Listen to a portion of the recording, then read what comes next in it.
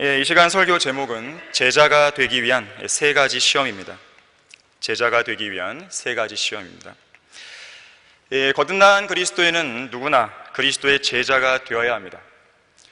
그리스도인이라는 말, 그리스도인이라는 이 용어의 정확한 정의를 이야기하자면 순종하는 제자예요. 순종하는 제자. 단순히 구원만 받은 것을 말하는 것이 아니라 순종하는 제자입니다. 제자로서 신실하게 그리스도를 따르는 사람을 말할 수 있는 것이죠. 자기를 부인하고 자기 십자가를 지고 예수님을 신실하게 따르는 순종하는 제자야말로 그리스도인이라고 불릴 자격이 있는 거예요. 이 마지막 배교한 이 교회 시대에 가장 끔찍한 비극이 무엇인가? 구약 성경이나 신약 성경, 그리고 1900여 년간의 이 에베소 교회 시대부터 시작해서 필라델피아 교회 시대에 이르기까지 지난 1900여 년간의 교회사에 등장했던 믿음의 용사들을 좀처럼 찾아보기가 어렵다는 데 있어요. 신실하고 유능한 설교자나 하나님의 손에 강력하게 붙들린 그런 일꾼들을 좀처럼 찾아보기가 어렵습니다. 그나마 마지막까지 우리 곁을 지키고 있었던 신실한 일꾼들도 인간의 제한된 수명과 죽음의 그림자에 의해서 하나둘씩 사라져가고 없는 것이죠. 이 어두운 마지막 배교한 교회 시대에 끝까지 성경적 믿음을 지키면서 진리의 불빛을 비췄던 그 마지막 용사들마저도 하나님의 부르심을 받고 없는 것입니다. 그래서 우리는 한시라도 빨리 예수님께서 오시기를 간절히 바라고 있지만 혹이라도 주님께서 그 시기를 조금 더 늦추신다면 과연 우리는 어떻게 해야 하는 것인가?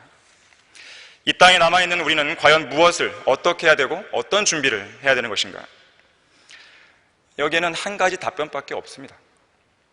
지상에 남아있는 우리 모든 성경대로 믿는 그리스도인들이 단 한 사람의 예외도 없이 그 훌륭한 용사들, 신실한 설교자여 성경교사였던 그 믿음의 용사들의 자리를 대신할 준비를 해야 되는 것이죠. 또 실제로 그렇게 살아야 되는 것이에요. 그렇게 하려면 어떻게 해야 되는 것인가? 방법은 한 가지입니다. 부지런히 성경을 읽고 묵상하고 공부하고 그리고 전파하는 것이에요. 이 마지막 배교한 교회 시대는 그 어느 때보다도 추수할 일꾼이 턱없이 부족합니다. 주님을 위해서 전적으로 헌신하고 열정적으로 일할 일꾼들을 좀처럼 찾아보기가 힘든 거예요. 일꾼 품귀 현상. 자, 이런 현상은 예수님의 초림 때도 그랬고 사도 바울이 사역할 당시에도 그랬습니다. 바울은 빌립보서 2장 21절에서 이렇게 말하고 있습니다. 모두 자기 자신의 일만을 구하고 그리스도 예수의 일은 구하지 않는다. 지금은 어떻습니까? 그때보다 상황이 더 열악해졌어요. 영적인 전자로 나가서 직접 피 흘리며 싸우기보다는 뒷짐이나 지고 있는 것이죠. 방관자들인 것입니다. 밭으로 부지런히 발길을 옮기기보다는 또 경기장에서 직접 뛰기보다는 그저 집이나 관중석에 앉아서 자기의 소일거리를 즐기고 있는 것이죠. 이 시대는 직접 일하고 직접 싸우고 직접 뛰는 사람들보다는 구경꾼들이 너무 많은 것이죠. 용기와 결단력을 가지고 주님의 일을 과감하게 결행하려는 진정한 승부사들이 없습니다. 주님을 위해서 나가겠다고 내가 싸우겠다고 자원해서 그러한 지원병들도 부재한 것이에요. 많은 성도들이 이생의 염려에 억눌려 있어요. 쾌락에 억눌려 있습니다. 부에 억눌려 있습니다. 세상에 의해서 질질 끌려다니고 있고 육신의 정욕과 안목의 정욕과 생의 자랑에 질식당해 있는 것이죠. 자, 그런 상황에서 참되고 유능한 하나님의 일꾼이 나오기가 어려운 거예요. 자, 그래서 우리는 예수님께서도 명령하셨지만 추수의 하나님께 추수할 일꾼들을 주시라고 우리는 지속적으로 기도하고 또 그러한 추수한 일꾼들이 될 수 있도록 우리 스스로도 준비하고 또 직접 나아가야 되는 것이에요. 한글 킹제임스 성경을 이 땅에 이 민족의 최종 권위를 정착시키고 복음과 진리를 확산시키고 이 민족을 주님께로 이겨오는 그 일에 있어서 그런 헌신된 그리스도인들이, 헌신된 일꾼들이 지속적으로 나올 수 있도록 이 교회에서 나올 수 있도록 기도하고 또 본인 스스로도 그렇게 준비를 해야 합니다. 다른 성도들만 추수할 밭으로 내몰고 자신은 집에 머물러 있는 그런 성도가 되어서는 안 돼요. 이것은 마치 어떤 승객이 무임승차하는 것과 똑같습니다. 다른 사람은 치열한 전쟁터에서 피를 흘려가며 싸우고 있는데 그것을 바라만 보려고 하는 성도가 있다면, 과연 그런 성도를 믿음의 선한 싸움을 싸우는 동료 군인이요 추수의 밭에서 함께 일하는 동료 일꾼이라고 말할 수 있겠습니까? 그런 성도는 차마 그리스도인이라 불릴 자격도 없는 거예요. 왜 그런가 하면 그런 사람은 예수님이 말씀하시는 그리스도의 제자가 아니기 때문에 그렇습니다. 오늘 우리가 보고 있는 이 본문은 제자도에 관한 내용이에요. 제자도. 물론 구원을 받는 것과 제자가 되는 것 사이에는 교리적인 분명한 차이가 있습니다. 자, 구원은 예수 그리스도의 그 고귀한 피로 단번에 완성된 그 구속을 믿는 믿음을 통해 얻는다면, 제자가 되는 것은 그것으로는 부족해요. 구원받은 사람이 매일의 삶 속에서 예수님을 적극적으로 따르고 순종할 때 이룰 수 있는 것이 바로 제자가 되는 삶입니다. 믿음만으로는 안 되고 제자로서의 합당한 행위가 수반되어야 되는 것이죠. 자, 오늘 본문에는 제자도에 관한 3가지 시험이 나옵니다. 이 3가지 테스트에 합격할 수 있다면 우리 모두는 그리스도의 제자가 될 수 있어요. 오늘 우리는 이 3가지 시험을 통해서 우리 각자가 주님의 합당한 제자가 될 수 있는 그런 자격 있는 사람들인지 점검해보고 부족한 부분이 있다면 오늘 주님 앞에서 그 부분을 해결할 수 있는 계기로 삼아야 되는 것이죠. 나는 예수 그리스도의 합당한 제자인가? 첫 번째로, 그리스도의 제자는 어디로 가든지 주님을 따라갈 수 있어야 됩니다. 어디로 가든지 주님을 따라가야 돼요. 자, 여기 57절 말씀을 보니까 길을 가고 있는데 어떤 사람이 주님께 따르겠다고 말씀드리는 내용이 나오죠.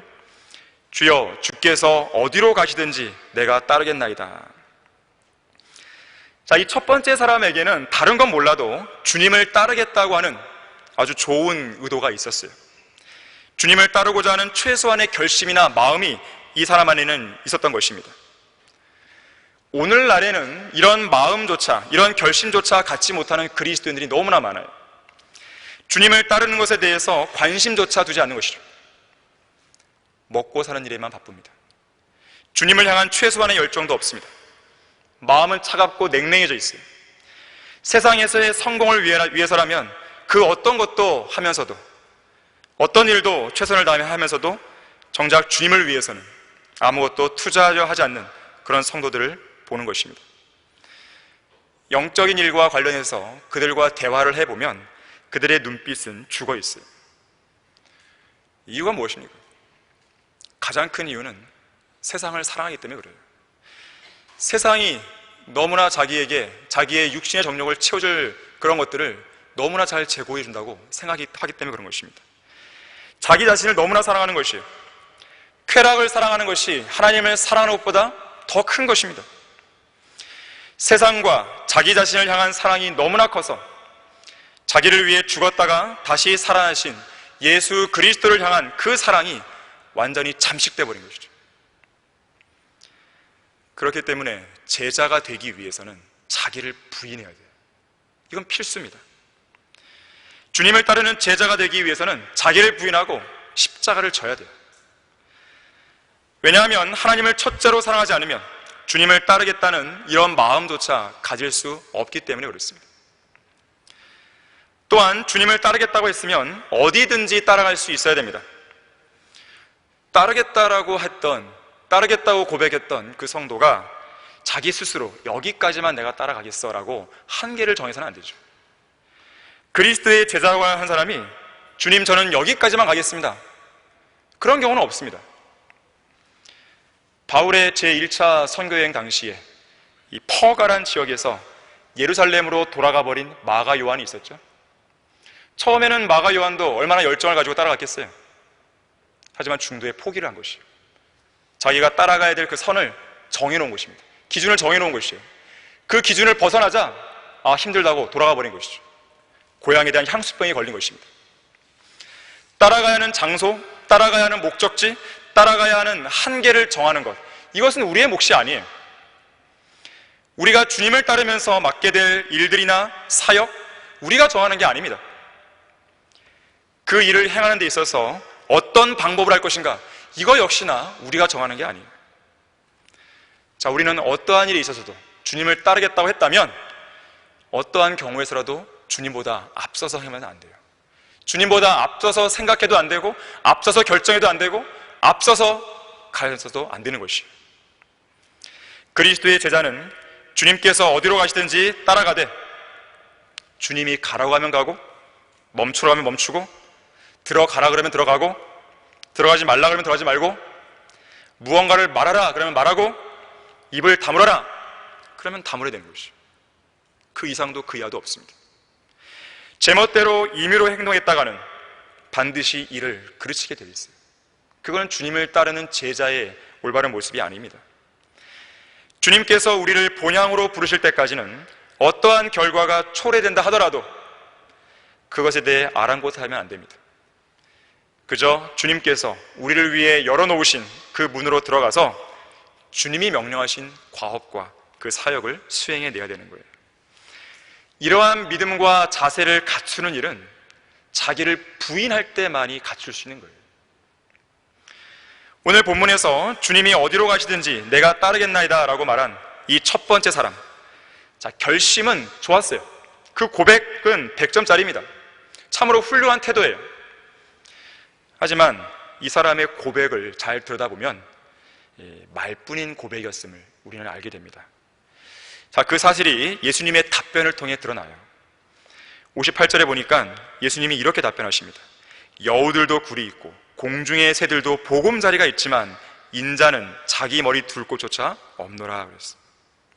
그래도 너가 나를 따라올래? 라고 한 것이죠. 자, 그러니까 이 사람은 예수님을 따르겠다라고 하는 그 결정이 가져오게 될 여러 가지 결과들에 대해서 전혀 숙고하지 않은 채 그냥 무작정 따라갔으면 가겠습니다. 그냥 그저 그런 고백만 한 것이죠. 58절의 말씀처럼 그리스도를 따른다고 했을 때 이것은 세상에서 편안한 잠을 잘 수 있는 집이나 침대가 제공된다? 그런 것이 아니죠. 커다란 수입이 보장된다? 돈이 많이 들어온다? 안락한 자동차가 주어진다? 명예가 보장된다? 만사형통이다? 자, 그런 게 아니란 말이에요. 그리스도를 따른다는 것은 영광을 얻기 이전에 무언가가 있는 거예요. 그게 뭡니까? 고난이죠, 고난. 진리를 위해서 받게 되는 그 고난이 필연적으로 따라온다는 사실을 반드시 그리스도의 제자는 숙고하고 있어야 돼요. 그리스도를 따른다는 그 말의 진정한 의미에는 반드시 그 고난은 들어와 있는 것이죠. 빌립보서 3장 10절에서는 그리스도의 고난의 교제를 아는 것을 그리스도를 따른다는 것의 의미로 정의하고 있습니다. 그리스도의 고난의 교제를 아는 거예요.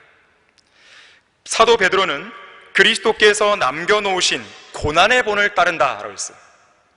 자, 주님을 따른다고 했을 때 주님께서 남겨놓으신 그 고난의 본을 따른다고 했어요. 바울은 이렇게 얘기합니다. 내가 그리스도를 따르는 것처럼 너희는 나를 따르는 자가 되라 그랬어요.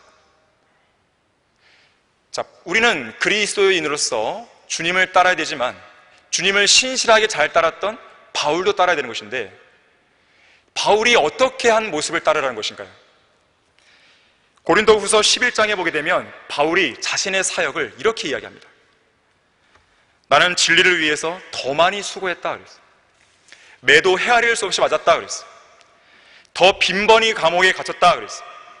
죽을 고비를 여러 번 당했고 유대인들로부터는 40의 하나빼 매를 5번이나 맞았고 3번 몽둥이로 맞았고 1번은 돌로 맞았고 3번 파선을 당했고 강의 위험, 강도의 위험, 동족으로부터의 위험, 이방인들로부터의 위험, 성읍에서의 위험, 광야에서의 위험, 바다에서의 위험, 거짓 형제들 가운데서의 위험을 당했다 그랬어요. 수고하고 애쓰고 자주 깨어있고 배고프고 목마르고 자주 금식하고 춥고 헐벗었다는 내용을 고린도후서 11장에서 쭉 이야기하고 있습니다. 자, 그런 모습을 따르라는 것이에요. 내가 주님을 따르겠다고 했을 때 이러한 고난들이 바울 정도는 아니라 할지라도 그의 버금가는 아니면 그의 준하는 그 어떠한 고난들이라도 반드시 온다는 거예요. 이런 정도도 숙고하지 않은 채 내가 주님을 따르겠다라고 하는 것은 정말 그것은 말뿐인 고백에 불과한 것입니다. 구원받은 그리스도인이 그리스도의 제자가 되어야 되는 것은 불가피한 현실이고 또 의무이기도 한 것이죠. 하지만 그러한 현실에는 반드시 고난도 있다는 것을 기억해야 됩니다. 고난이 있기 때문에 우리는 주님을 따를 때 더더욱 하나님을 신뢰해야 돼요. 그래서 믿음이 필요한 것이죠. 럭마 목사님이 이렇게 말했습니다. 만약 여러분이 믿음으로 살고자 한다면 그 믿음은 여러분에게 무언가 대가를 치르게 할 것이다. 그것이 경제적인 안정이나 가족의 부양을 포기하는 것일 수도 있다. 나도 힘겨운 시기를 겪었다. 그러나 내가 할 수 있었듯이 여러분도 할 수 있다고 생각한다. 나는 하나님께서 여러분으로 하여금 가족 문제, 금전 문제, 건강 문제, 형제 간의 문제를 겪게 하실 수도 있다고 말해두어야 하겠다. 내가 이런 문제를 어떻게 알겠는가? 하나님께서 나로 하여금 그것들을 경험하게 하셨고 또 나로 하여금 그 문제들을 이기게 하셨기 때문이다 그랬어요. 예수님께서 우리를 위해 죽으셨기 때문에 우리 역시 그분을 위해 죽어야 한다는 자세로 십자가를 지고 주님을 따라가야 돼요. 그리고 주님을 따랐을 때 수반되는 그런 고난의 현실도 반드시 직시해야 됩니다. 오늘 본문에서 예수님께서는 인자는 자기 머리 둘 곳조차 없다고 말씀하셨어요. 그냥 말씀하신 게 아닙니다. 이런 상황에서도 너는 어디든지 나를 따라올 수 있겠느냐? 그 질문을 물은 거예요. 그 질문을 하신 거예요. 그 사람이 따르겠다고 했을 때 그 따르겠다는 그 말의 진정성을 주님은 알고 싶었던 것이에요. 이러한 질문이 주어졌을 때 여러분은 어떻게 답하시겠어요? 이러한 고난이 있음에도 나는 주님을 따라가겠습니다. 그것이 저의 길입니다. 라고 담대하게 말할 수 있겠습니까? 이 세상에서 순례자요 타국이라고 생각하면서 자기를 부인하고 자기 십자가를 질 수 있는 그 성도만이 이 예수님의 질문에 대해 올바른 답을 할 수가 있는 거예요. 나는 예수 그리스도의 합당한 제자인가? 두 번째로, 때로는 주님께서 우리에게 말씀하실 때가 있어요. 나를 따르라 이렇게 명령하실 때가 있는 것입니다. 본문 59절이 그렇죠. 오늘 본문의 첫 번째 사람과 마지막 사람의 경우에는 자기들이 먼저 주님을 따르겠다고 한 경우입니다. 하지만 이 두 번째 경우는 예수님께서 먼저 나를 따르라고 명령하신 경우예요. 예수님은 베드로에게 사람을 낚는 어부가 되게 하겠다고 하시면서 나를 따라오라고 명령하셨죠. 요한복음 1장에서 빌립을 만났을 때도 나를 따라오라고 하셨습니다. 세무소에 앉아있던 세리 마태에게도 역시 나를 따라오라고 말씀하셨어요. 특히 세리 마태는 어땠습니까? 그 부르심에 모든 것을 버려두고 따라가다 그랬어요. 모든 것을 버려두고 따라갔다는 말의 의미가 뭘까요? 이것은 따른다는 그 의미가 그냥 흉내내는 그런 것이 아니라는 걸 보여주는 거예요. 흉내 한번 내보는 것, 그건 따르는 게 아니에요. 그냥 한번 해보는 것, 그건 따르는 게 아닙니다. 누군가가 가니까 나도 한번 따라가 보자, 그것이 아니에요. 모방하는 게 아니에요. 모방은 사탄이 잘하죠. 가짜들이 잘하죠. 그런 건 형식적인 종교인들이나 하는 일입니다. 그리스도를 따른다는 것은 그런 의미가 아니에요. 또한 단순히 그렇게 하고 싶다, 희망하는 게 아닙니다. 단순히 누군가를 좋아하고 지지하는 그런 차원도 아니에요. 모든 것을 버려두고 예수님을 따른다는 것은 있는 그대로 모든 말씀에 온전히 순종하는 거예요. 주님께서 나에게 말씀하시는 그 어떠한 명령이라도 나는 하는 거예요. 하라는 것을 하고 하지 말라는 것을 하지 않는 것이죠. 그분과 관련된 모든 일에 있어서 내가 적극적으로 통참을 하는 거예요. 하지만 제대로 따르지 않고 따르는 것을 그저 흉내만 내려는 사람들은 모든 것을 버려두기는커녕 여기 두 번째 사람처럼 변명을 먼저 댑니다. 주여, 나로 먼저 가서 내 아버지를 장사 지내게 하옵소서. 예수님이 뭐라고 답변하십니까? 죽은 자들로 그들의 죽은 자를 장사 지내게 하고 너는 가서 하나님의 나라를 전파하라.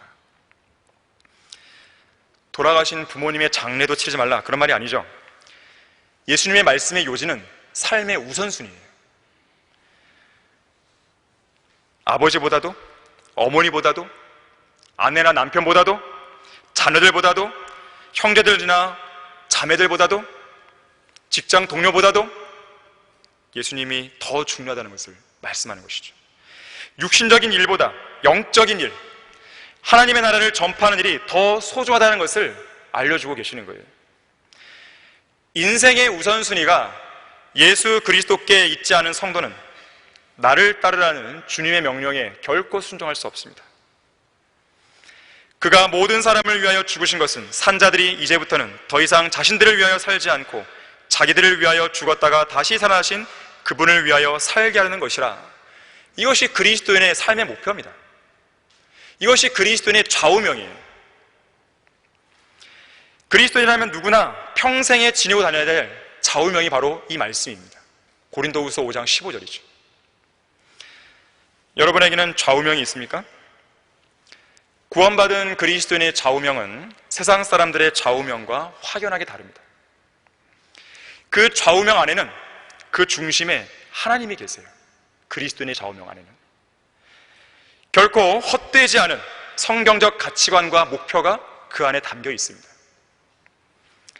인도의 선교사 윌리엄 캐리는 하나님으로부터 위대한 것을 기대하고 하나님을 위해 위대한 일을 시도하라는 말을 평생의 좌우명을 삼았습니다. 찰스 피니의 좌우명은 기도는 하나님을 변하게 하는 것이 아니라 우리 자신을 변하게 한다 그랬어요. 찰스 스펄전은 시편 107편 9절을 근거로 해서 주님만 바라봐라 그랬어요. D.L. 무디의 좌우명은 나는 할 수 없다, 그러나 하나님께서는 하실 수 있다 그랬어요. 스코틀랜드의 설교자 존 낙스는 하나님의 편에 서 있는 사람이야말로 절대 다수다라는 좌우명을 갖고 있었어요. 중국의 선교사 허드슨 테일러는 어떤 일이 하나님의 영광을 위한 일이라면 하나님의 공급하심과 지원은 결코 부족하지 않을 것이다라는 좌우명이 있었어요. 자신의 젊음을 주님께 아낌없이 드렸던 청년 윌리엄 보데는 그리스도를 위한 헌신에는 주저함도 없고 뒤로 물러나는 일도 없으며 후회도 없다라는 좌우명을 가졌어요. 사도 바울은 이러한 좌우명을 갖고 있었습니다. 그러나 나의 달려갈 길을 기쁨으로 끝마치고 내가 주 예수로부터 받은 사역, 곧 하나님의 은혜의 복음을 증거하기 위해서라면 이런 일을, 고난을 말하는 것이죠, 전혀 개의치 않을 뿐 아니라 나의 생명을 조금도 아끼지 않으리라. 인생의 분명한 목표의식과 우선순위가 있었던 것입니다. 바울은 자신이 받은 사역이 무엇인지 잘 알고 있었어요. 그리고 그 사역을 온전히 끝마치기 위해서 자기의 생명을 조금도 아끼지 않을 그러한 자세가 있었던 것입니다. 자, 그러한 자세가 있었기 때문에, 그러한 마음이 있었기 때문에 바울은 평생 동안 예수님을 온전히 따르는 그런 제자가 될 수 있었던 것이에요. 자, 이처럼 예수님을 온전히 따르기 위해서는 인생의 우선순위가 명확해야 됩니다. 자, 그런데 우선순위가 명확하게 서 있다 하더라도 주님을 따르기 위한 실제적인 준비가 되어 있지 못하다면 그 사람 역시나 나를 따라오라는 주님의 명령에 순종할 수가 없어요. 준비가 안 돼 있다 보니까 변명만 둘러대기 일수입니다.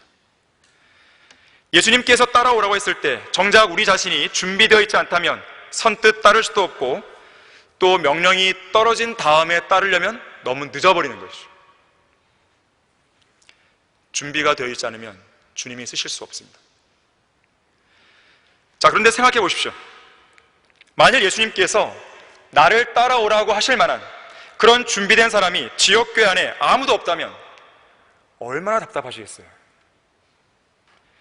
이 땅에 진리의 말씀을 통해서 부흥과 개혁을 주도하고 일으켜야 한다고 강단에서 외친다 한들 그것에 대해 움직이는 사람이 없고 반응이 냉랭하다면 주님 모실 때 얼마나 답답하시겠어요?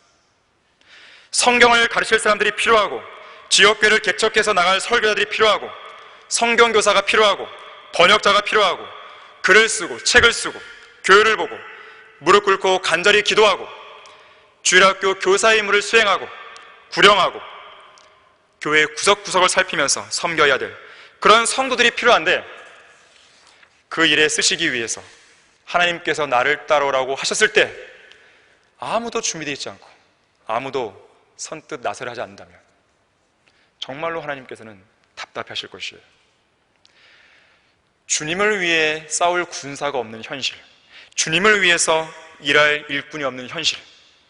자, 그것은 하나님께서 세우신 지역교회를 무너뜨리는 지름길입니다. 그리스도의 제자들은 언제든지 하나님께서 어떤 사역으로 부르시면 그 사역을 할 수 있는 준비가 되어 있어야 돼요. 주님께서 나를 따라오라고 하셨을 때 너는 이런 거 잘하고 저런 거 잘하니까 나를 따라오라, 그렇게 안 하셨어요. 그냥 따라오라고 하셨습니다. 다만 우리는 모든 것을 버릴 준비를 하고 있어야 돼요. 그리고 우리는 그저 진리의 말씀을 지속적으로 공부하고 꾸준히 기도하면서 내가 처해 있는 그 환경에서 할 수 있는 한 힘껏 주님을 섬기고 있으면 되는 것입니다. 그 준비면 충분한 거예요. 그렇게만 되어 있다면 그 성도는 주님께서 너는 이 사역을 해야 돼, 너는 이 일을 해야 돼, 너는 저곳으로 가야 돼 라고 할 때에 모든 걸 다 버려두고 갈 수 있는 거예요. 하지만 준비도 안 돼 있고 마음도 없고 여전히 세상에 밀어있는 사람들은 이것저것 이유를 들어서 나는 지금 안 됩니다라고 말하게 되는 것이죠. 그건 변명이에요. 한 번은 어떤 설교자가 자기의 성경책 그 속 표지에다가 주님은 저의 전부입니다, 저는 주님의 것입니다 라는 그런 주제로 이런 짤막한 문구를 쓴 적이 있습니다. 저의 마음으로 주님만을 생각하게 하시고 저의 혀로 주님만을 전하게 하시며 저의 눈으로는 주님만을 보게 하소서. 저의 손으로는 주님만을 위해 일하게 하시고 저의 두 발로는 주님만을 위해 뛰게 하시며 저의 온 마음으로는 주님만을 사랑하게 하소서. 저는 온전히 주님께 속한 사람입니다 그랬어요. 자, 이러한 고백을 할 수 있다면 그 성도는 언제 어디서든지 주님을 따를 수 있는 제자가 될 수 있는 것이에요. 나는 예수 그리스도의 합당한 제자인가? 세 번째로, 제자가 되려면 뒤를 돌아보지 말아야 됩니다. 본문 61절과 62절을 다시 한번 읽어보겠습니다. 또 다른 사람도 말씀드리기를 주여 내가 주를 따르겠나이다. 그러나 먼저 내 집에 있는 가족에게 작별을 고하게 하여 주소서라고 하니 예수께서 그에게 말씀하시기를 손에 쟁기를 잡고 뒤를 돌아보는 자는 하나님의 나라에 적합하지 아니하노라고 하시니라. 자, 세 번째 사람 역시나 첫 번째 사람처럼 자원해서 따르겠다고 나섰습니다. 하지만 그 따르겠다는 결정을 당장 실행으로 옮기진 않아요. 그 시기를 늦추고 보류합니다. 그러면서 이렇게 변명하죠. 내 집에 있는 가족에게 먼저 가서 작별 좀 구하고 오게 해주십시오. 주님, 제가 주님을 따르는 건 좋은데 결혼부터 해야겠습니다. 돈도 좀 벌어야겠습니다. 일단 학교를 좀 마쳐야겠습니다. 일단 빚을 좀 갚아야겠습니다. 집도 사야겠습니다. 제 아이들을 보십시오. 아이들 좀 키워야 됩니다. 제가 기왕에 직장 들어갔는데 승진도 좀 해야죠. 세상에서 이름도 좀 내고 등등의 것들로 주님을 따르겠다는 그 결정을 보류하는 거예요. 자, 이 사람의 마음속에는 주님이 최우선의 자리에 있지 않습니다. 자기 자신의 일이 먼저인 거예요. 자, 우리는 종종 상황이 좀 더 나아지면 주님을 위해서 헌신하겠습니다. 상황이 지금보다 좀 더 안정되면 말씀도 공부하고 구령도 하고 주님을 위한 신실한 사역자로 제가 헌신하겠습니다. 그런 성도를 보게 돼요. 하지만 그런 성도는 죽을 때까지, 주님께서 오실 때까지 결코 단 한 번도 헌신 못합니다. 자, 우리가 직면하는 현실은, 우리의 상황은 결코 나아지지 않아요. 그건 우리가 매일 매순간 접하는 내용들이에요. 상황이 더 악화됐으면 악화됐지 더 좋아지지 않고 있습니다. 시간이 지날수록 우리의 나이는 들잖아요. 기억력은 더 감퇴되잖아요. 체력은 더 떨어지잖아요. 집 전세가와 매매가를 보세요. 더 올라가잖아요. 취직은 더 어려워집니다. 부양할 가족 수는 더 늘어나죠. 지출해야 할 교육비와 세금은 더 많아집니다. 이번 정부에서 얼마나 많은 돈을 지금 쏟아붓고 있어요. 고스란히 다음 세대가 그 세금들을 다 떠안아야 됩니다. 자, 그런 현실이 다가오고 있는데 그러한 것이 안정되면 내가 주님을 섬기겠다? 불가능한 것입니다. 그거는 뭐와 같냐면 나는 주님을 따르지 않겠습니다. 그 말과 똑같은 것이에요. 주님을 따르겠다는 결정을 실행에 옮기는 것은 결코 미룰 일이 아니에요. 무슨 일이 있어도 가장 첫 번째로 우선으로 해야만 한 일입니다. 또 어떤 사람들은 자기가 주님을 따르고 있다고 생각하면서도 너무나 주님으로부터 멀리 떨어져 있어서 주님이 지금 어디로 가시고 있고 또 어디에 계신지 모르는 경우가 많습니다. 처음에는 성경대로 믿는 사람의 대열에 속해서 주님을 열정적으로 따라갔다가도 언제 어디서부터인가 주님을 놓쳐버린 것이죠. 주님을 잃어버린 것이에요. 마치 12살 예수님을 마리아가 잃어버린 적이 있듯이 주님을 따르는 상황 속에서 제대로 따르지 못하고 주님을 잊어버린 것이죠. 잃어버린 것입니다. 놓쳐버린 것이에요. 문제가 무엇인가? 주님을 따르려면 주님의 뒤만 보고 따라가야 되는데 오히려 뒤를 돌아본 것이에요. 옛 생활을 돌아본 것입니다.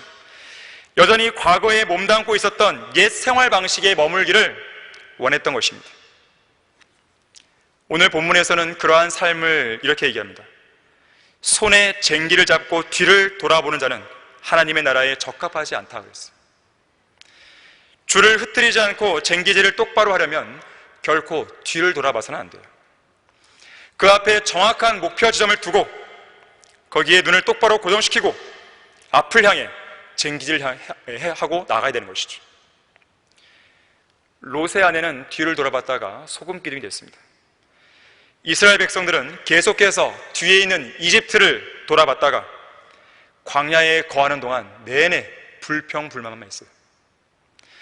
에베소 교회는 뒤를 돌아보다가 첫사랑을 저버렸습니다. 데마도 뒤를 돌아보다가 결국 세상으로 나갔어요. 사도 바울은 이렇게 말합니다. 뒤에 있는 것은 잊어버리고 앞에 있는 것들에 손을 뻗쳐 푯대를 향해 쫓아가야 된다고 했어요. 자, 그런데 오늘 본문 62절 말씀과 비교해 볼 만한 한 가지 사례가 구약에 나옵니다. 자, 우리 다 같이 열왕기상 19장 19절을 한번 찾아보겠습니다. 엘리야와 엘리사에 관한 내용입니다. 당시 하나님께서는 엘리야의 뒤를 이을 사역자로 엘리사를 선택했어요. 그러면서 하나님께서 엘리사를 부르실 그 당시에 이 엘리사는 12결의의 수소들을 앞세워 밭을 갈고 있었습니다. 자, 19장 19절 보시면 그리하여 그가 거기서 떠나 사팟의 아들 엘리사를 만났으니 그가 자기 앞에 12결의의 수소들을 앞세워 밭을 가는데 열심히 일하고 있는 것이죠. 그는 12번째 결의와 함께 있는지라 엘리야가 그를 지나치며 자기 외투를 그의 위에 던지니 그가 수소들을 버려두고 달려가 엘리야를 따라가며 말하기를 내가 청하오니 나로 내 아버지와 내 어머니에게 입맞추게 하소서. 작별 인사를 말한 것이죠. 그런 후에 내가 당신을 따르리이다 하므로 엘리야가 그에게 말하기를 다시 돌아가라. 내가 네게 무엇을 하였느냐 하더라 그랬어요. 자, 여기 엘리사의 요청을 보게 되면 오늘 우리가 설교 본문에서 봤던 마지막 세 번째 사람이 했던 요청과 비슷해 보입니다. 똑같아 보이죠? 자, 그런데 여기서 엘리야는 예수님의 답변과는 다르게 작별 인사를 하고 오겠다는 엘리사의 요청에 대해서 그렇게 하라는 투의 말을 하게 됩니다. 자, 그렇다면 엘리사와 누가복음에 나오는 이 사람 간의 차이가 있는 것인가? 분명한 차이가 있습니다. 엘리사는 누가복음에 나오는 이 사람처럼 옛 생활을 갈망하거나 옛 생활을 돌아본 게 아니에요. 엘리사가 작별 인사를 하러 가려고 했던 이유는 옛 생활에 대한 미련이 있어서가 아닙니다. 오히려 이번 기회에 옛 생활들과의 관계를 완전히 끊어버리기 위해 간 거예요. 자, 그 증거를 우리는 이어지는 21절에서 볼 수 있어요. 그가 엘리야로부터 돌아가 한 결의의 수소들을 취하여 그것들을 잡고, 소를 잡은 것이죠. 수소의 기구로 그 고기를 끓여, 그러니까 수소의 기구를 장작더미로 삼은 거죠. 사람들에게 주니 그들이 먹더라. 그리고 나서 그가 일어나 엘리야를 따라가서 그를 섬기더라 그랬어요. 자, 지금 엘리사가 하는 행동들을 보게 되면 옛 생활에 대한 미련이 있는 게 아니에요. 그야말로 모든 것을 완전히 끊어버리기 위해서 돌아간 것입니다. 고기를 끓여서 사람들에게 주고 있는데 그 고기의 출처를 보니까 자기가 옛날에 생활했던 그 생활의 일부분이에요. 그 수소를, 자기가 지금까지 밭을 갈기 위해 몰았던 그 수소를 잡아서 죽인 거죠. 그리고 그 고기를 끓이기 위해서 수소의 그 기구들, 이것을 장작더미로 삼아서 불에 태우기까지 한 거예요. 자신의 옛 생활들을 완전히 단절시킨 것입니다. 뒤를 돌아볼 여지를 완전히 남겨두지 않기 위해서 옛 것들을 완전히 깨트려버린 것이죠. 주님을 따르는 데 있어서 자꾸 뒤를 돌아보게 만드는 그 무엇이 있다면 그것을 완전히 깨트려야 됩니다. 엘리사처럼 육신적인 것이든 나쁜 습관이든 깨트리고 부숴야 되는 것이죠. 집안 살림을 다 부수고 산속으로 들어가는 말이 아니에요. 자신의 옛 습관, 옛 지식, 주님을 따르는 데 있어서 불필요한 모든 거추장스러운 것들, 자, 그러한 것들을 다 깨트리고 부수지 않고서는 결코 하나님께서 우리를 쓰실 수가 없습니다. 마가복음 2장에서 중풍병자는 치료를 받기 위해서 그를 메고 온 사람들이 어떤 일을 하게 됩니까? 지붕을 뜯어내요. 지붕을 뜯어내지 않고서는 데리고 온 그 환자를 주님 앞으로 내려놓을 수가 없는 것이죠. 치유받을 수가 없는 것이었어요. 기드온의 300용사는 어땠습니까? 미디안들과 싸울 때 불빛을 환하게 비추기 위해서 항아리를 깨트려야 했습니다. 베다니에 있는 문둥병자 시몬의 집에서 예수님을 찾아온 한 여인은 어떻게 했어요? 매우 값진 감송향유를 주님의 머리에 붓기 위해서 그 옥합을 깨트려야 했습니다. 하나님께서 아합의 집안을 진멸시키기 위하여 일으켜 세우신 예후는 바알의 형상을 부숴버렸어요. 바알의 집을 부숴서 야훼의 변소로 만들어버렸습니다. 남왕국 유다의 부흥과 개혁을 주도했던 히스키야 왕은 산당들과 형상들을 부숴버렸어요.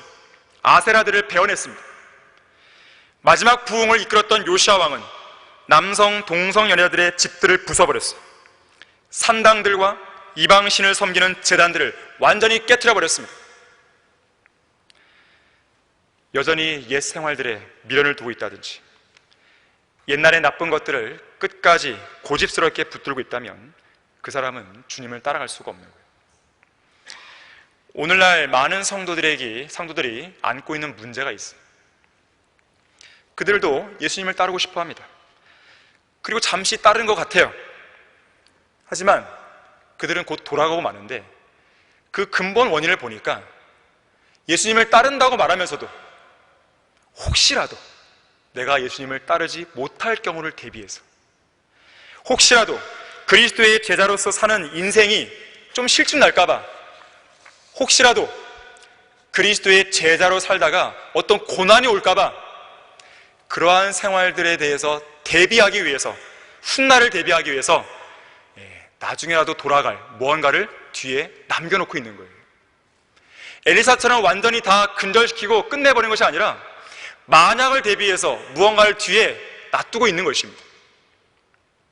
그래서 그 사람이 주님을 온전히 따를 수가 없는 거예요. 여전히 그 두 손에 무언가를 꽉 쥐고 있는 거예요.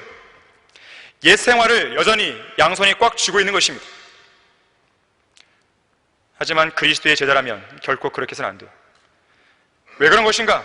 언제라도 주님께서는 그것들을 내려놓으라고 우리에게 명령할 수 있기 때문에 그렇습니다.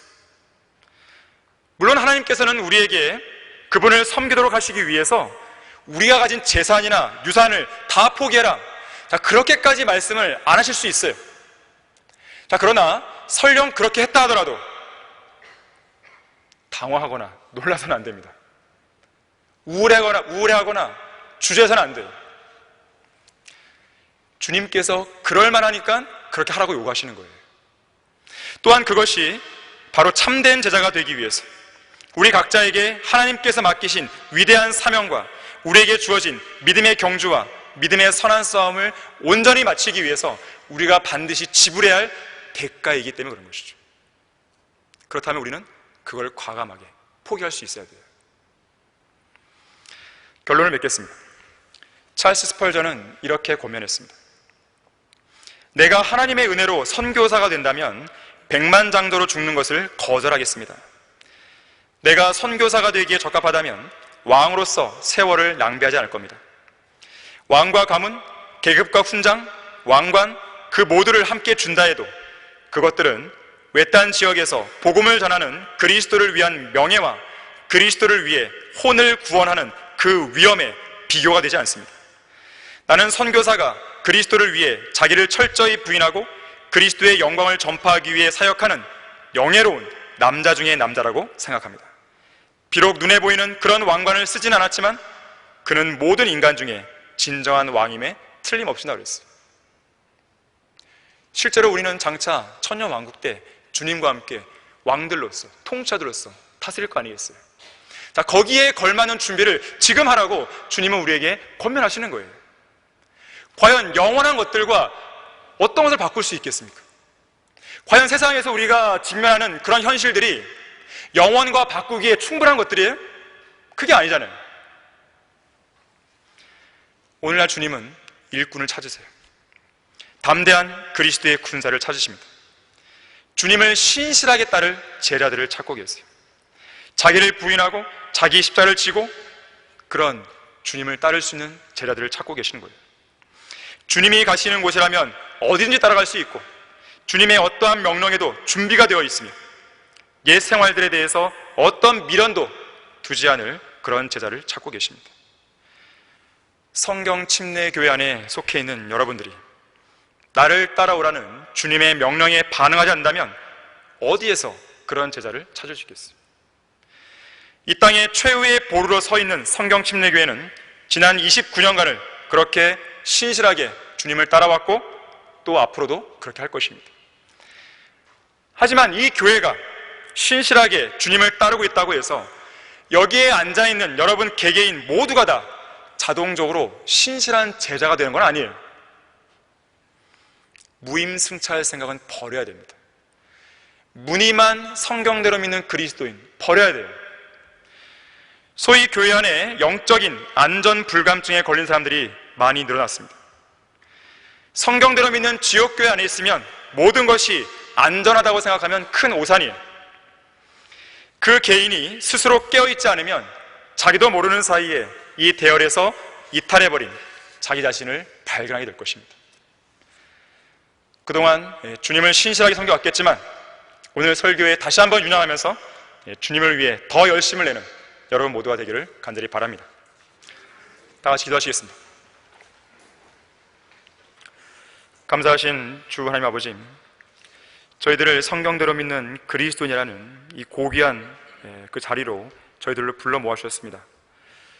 하지만 우리가 그동안 돌아보건대 혹이라도 주님을 따르는 데 있어서 부족한 부분이 있거나 또 온전한 부분이 결여되어 있거나 또 주님을 위한 그 고난을 받는 데 있어서 주저주저하고 있었다면 이런 계기를 통해서 자신을 바로잡고 주님 앞에 온전히 헌신할 수 있는 그런 계기로 삼게 해주십시오. 우리가 함께 이제 일어나서 찬양 부를 때 각자 헌신할 때 주님께서 그 헌신의 내용들을 들으시고 헌신하는 그 성도들이 자신의 결심들을 온전히 실행으로 옮길 수 있도록 독려해 주시고 또 힘을 주시길 간절히 원합니다. 주 예수 그리스도 이름으로 기도했습니다. 아멘.